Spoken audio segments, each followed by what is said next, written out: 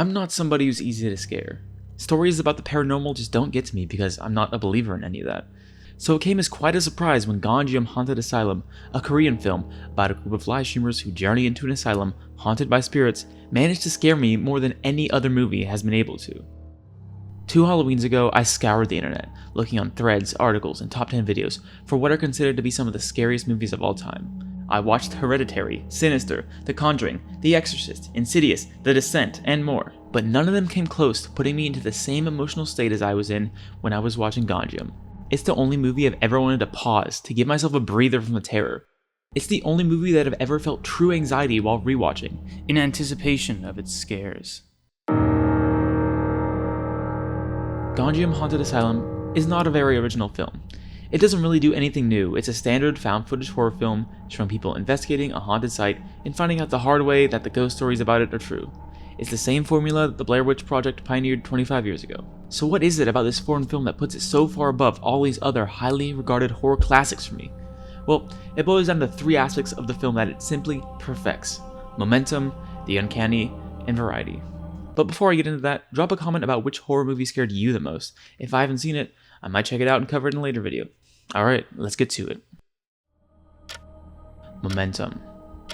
I can name a lot of horror movies that have one terrifying standout moment, but otherwise fail to deliver on the scares. I can name a lot of horror movies that go insanely hard at the beginning or the middle, but just disappoint later on. Gonjiam Haunted Asylum is a different beast. The beginning of this movie is admittedly pretty boring.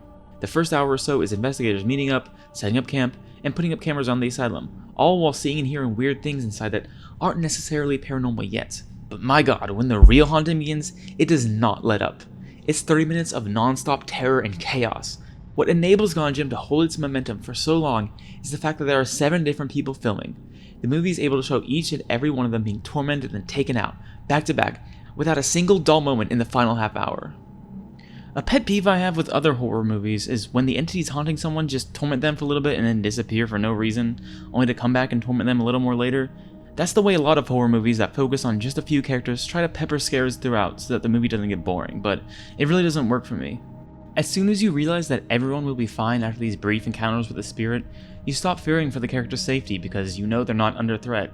And when you're not fearing for the characters, you're not experiencing fear. The people in Gonjiam don't get this luxury. You know when watching that every encounter could be their last. The tension and stress never goes away. Even when you think the movie is over because everyone is gone, it still doesn't let up. If you've seen the movie, you know what I'm talking about. The Uncanny. If you Google scary face, this frame from Gonjiam Haunted Asylum appears pretty high up in the results. Most people will feel a sense of unease when looking at this. Why is that? It's because of a psychological phenomenon known as the Uncanny Valley. Basically, that means as the appearance of an object or character approaches looking like a human, but is ever so slightly off, your brain fires off signals and experiences fear as a defense mechanism.